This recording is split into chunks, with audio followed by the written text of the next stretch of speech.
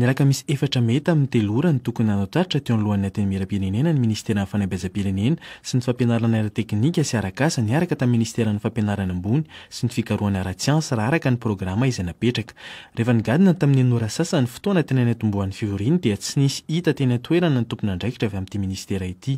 Raha ny filazan'ny filohan'ny antenimieram-pirenena dia nampitondra fialantsiny izy ireo. Nandefa fialantsiny anefa ny Ministeran'Ny Fanabeazam Pirenena izay tokony ho eto ihany koa sy ny fampianarana ara-teknika sy arak'asa koa dia ny ministra ny fampianarana ambony ihany sy ny fikarohana ara-tsiansa ihany zany no hiaraka amintsika eto androany. Ny efatra me ihany koa no nivoaka ny didim-panjakana nanafoanany fanendrenan'ny ministra ny Fanabeazam Pirenena sy ny fampianarana ara-teknika sy arak'asa Rijasoa Josoa Andriamanana ary nanendra ny Beatrice Asomakoa ministra ny fampianarana ambony sy ny fikarohana ara-tsiansa isolo-toerana vonjy-maika azy. Nanantena noho izany ireo solombavambahoaka fa hanao ny Tatitra ny Ministeran'Ny Fanabeazam Pirenena sy ny fampianarana ara-teknika sy arak'asa ihany koa izy. Efa nandrasan'ireo solombavambahoaka maro tokoa ity fihaonana amin'ny Ministeran'Ny Fanabeazam Pirenena sy ny fampianarana ara-teknika sy arak'asa ity, indrindra tao aorian'ilay raharabonbon Susette izay ora ka ary nanehoan'ny akamaroan'izy ireo hevitra tany amin'ny hanao-manjery sy tambanjotra maro samihafa.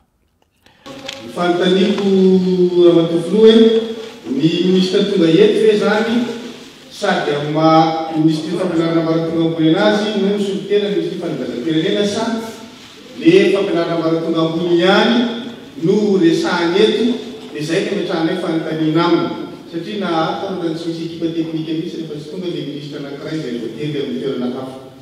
Treto dia mbola mitantana ny fampianarana maratonga ambony sy ny fikarohana ara-tsiansa no ifanatrehako amintsika eto dia tsara angamba raha mahakasika an'izay aloha no resantsika tompoko. Mbola tsy fantatra noho izany ankehitriny hoe raha ovinona vao hisy ny Tatitra avy amin'ny Ministeran'Ny Fanabeazam Pirenena sy ny fampianarana ara-teknika sy arak'asa.